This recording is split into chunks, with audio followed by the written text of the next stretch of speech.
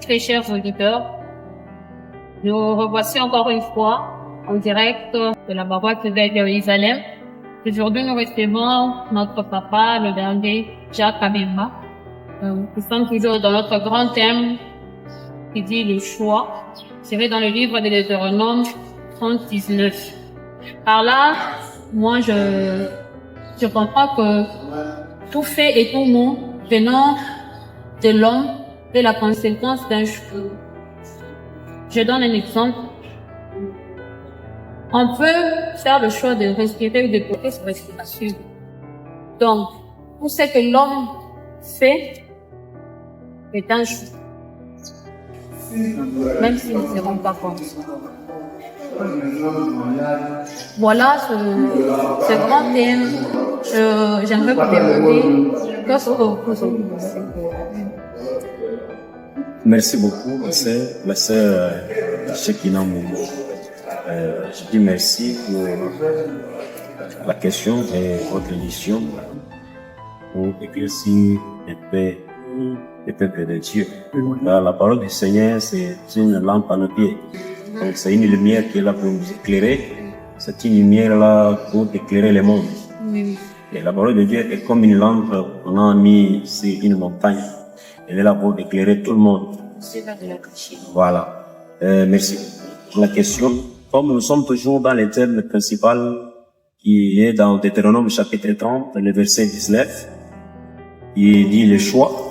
Oui, c'est vrai. Tout ce que nous faisons dépend de nos choix. Et ce qui ronge beaucoup de gens, beaucoup de personnes, bien ce qui dévore l'homme, c'est les choix, ou bien le fruit de son choix. C'est ce qui dévore la personne. Il y a beaucoup à parler sur les choix. Il y a beaucoup à mûrir sur les choix. C'est-à-dire les choix englobent beaucoup de choses là-dedans. Voilà. Partant de votre question, je peux quand même essayer de parler pour les choix. Parce que Dieu a dit dans Deutéronome chapitre 30, verset 19, il dit, voici, je mets devant toi deux chemins, des choses, le chemin de la vie et le chemin de la mort. Je mets la bénédiction et la malédiction. Mais quant à moi, je te conseille de choisir la vie. La vie pour voir la bénédiction. Voilà. Je dirais ceci, dans la vie, tout le monde aime les choses qui sont bonnes, aime le bonheur, la gloire. Personne ne peut choisir la malédiction. Un jour, j'avais dit dans mes prédications en disant ceci, donc on a le choix sur le plaisir, sur les bonnes choses, mais on n'a pas le choix sur les souffrances. Parce que pourquoi on n'a pas le choix sur les souffrances? Tout homme n'aime pas les souffrances. Tout homme n'aime pas choisir les mauvaises choses. Ou la malédiction, soit ce qui n'est pas bon devant lui. Alors je dis, nous avons tous les choix sur le plaisir, mais on n'a pas le choix sur les souffrances. Voilà. Parce que les souffrances nous choisissent. Les souffrances connaissent bien nos terrains, les jeux, et ainsi de suite. Alors, pour obtenir ce que Dieu a dit dans la Bible, dans Deutéronome chapitre 30, verset 19, il y a quelque chose à faire pour obtenir la bénédiction et pour entrer dans le chemin de la vie. Voilà pourquoi je dis les choix qu'on nous a donné, les thèmes ici, finalement c'est un grand thème. Ce n'est pas un thème, on peut s'hasarder, on peut patiner, ainsi de suite. Alors, moi je peux essayer de donner quelque chose aujourd'hui pour faire comprendre comment obtenir la vie que Dieu nous demande. Alléluia. Comment obtenir la vie. Alors, on va nous lire dans Exode chapitre 33, les versets 7 à 23. Je vais lire Exode 33, versets 17 à 23. Je lis au nom de Jésus.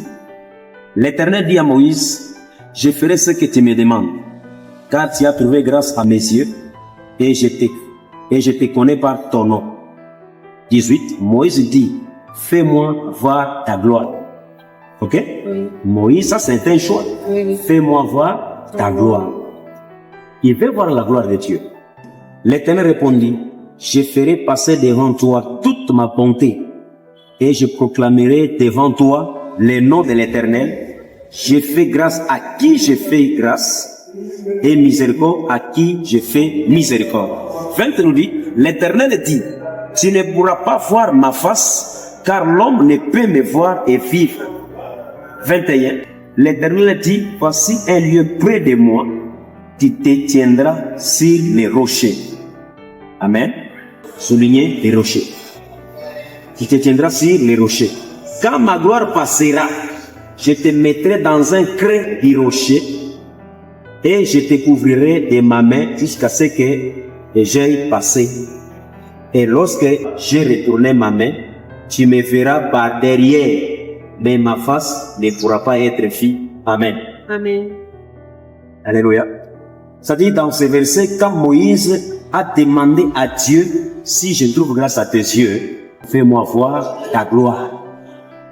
Oui, la sœur Shekinah, laisse-moi t'expliquer aujourd'hui. Je dis ceci. Et Dieu lui a dit, personne ne m'a jamais vu. Et personne ne peut me voir. Si tu me vois, tu vas mourir. Alors, comme tu préfères voir la gloire, tu veux la vie. Tu choisis la vie. La gloire, ce n'est pas la malédiction. C'est la vie, autrement dit. C'est ça la vie, c'est la gloire. Comme tu choisis la vie. Maintenant, voilà, il y a quelques conditions. Pour voir la vie, pour voir ma face, il te faut être quelque part. Il te faut faire un choix. Et quel est le choix que Dieu cherche à nous les chrétiens, à nous ces peuples, à nous ces enfants? Il dit, tu ne peux jamais voir ou demander quelque chose à moi, que moi, l'Éternel Dieu, je puisse exécuter cela, sans toutefois être quelque part, sans toutefois choisir. Personne ne peut voir ma face et rester en vie. Personne. Même toi, même qui que ce soit, ne peut rester en vie. L'Éternel lui dit, je vais faire ce que tu me demandes. Ok? Je vais faire ce que tu me demandes. Mais à condition,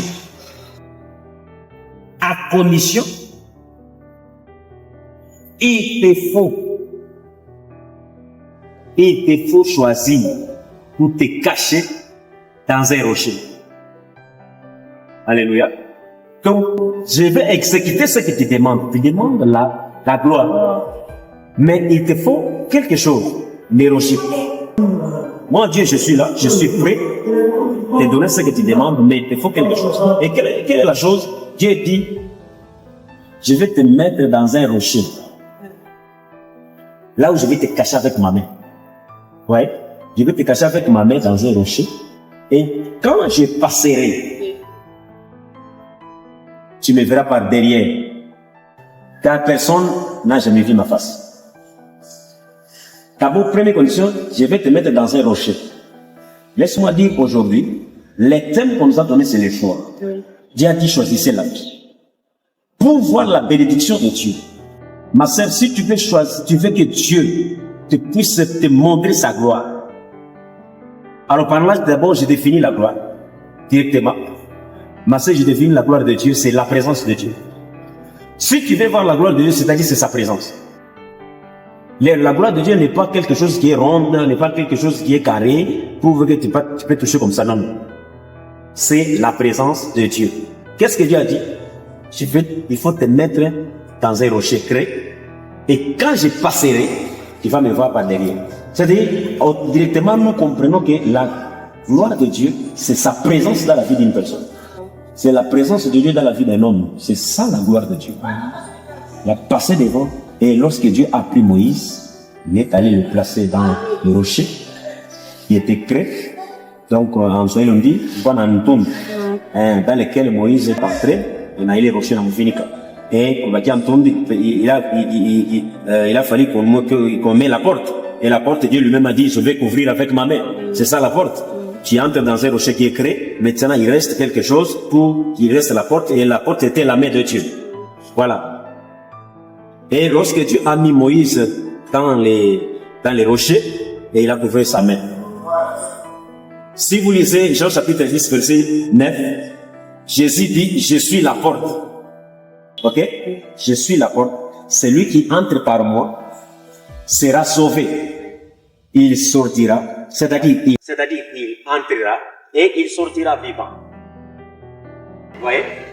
Je vais maintenant définir les rochers que Dieu parlait devant Moïse. Pour voir ma face, pour voir ma gloire, fais un choix. Choisis les rochers. Et qui est le rocher? C'est Jésus-Christ.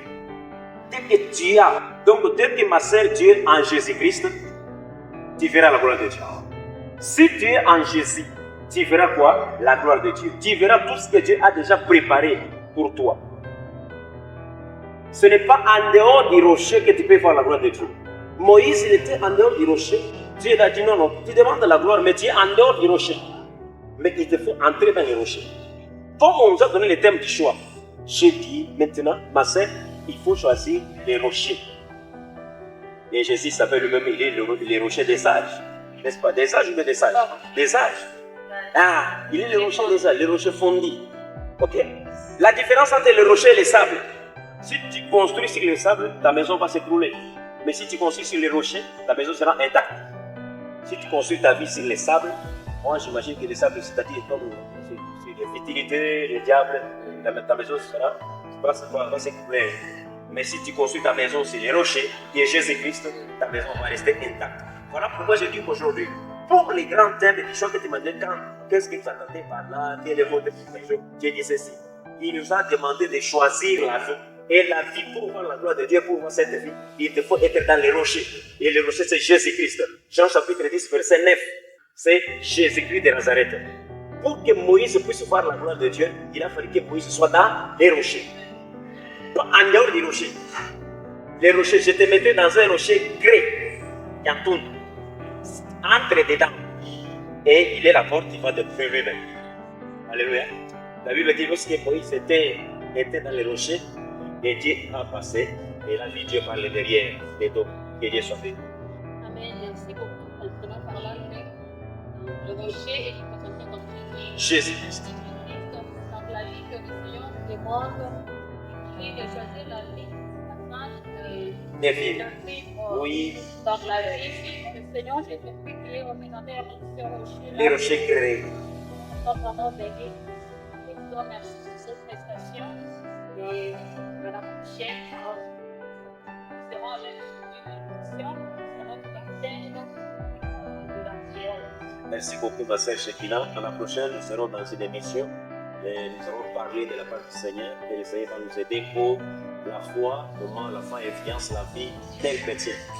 Merci beaucoup pour votre hospitalité. On va encore accueillir sur votre chaîne. Merci beaucoup. Nous saluons le peuple de Dieu. Que Dieu vous bénisse. Nous prions pour tous ceux qui sont malades. Que Dieu vous guérisse au nom de Jésus. Amen. Amen.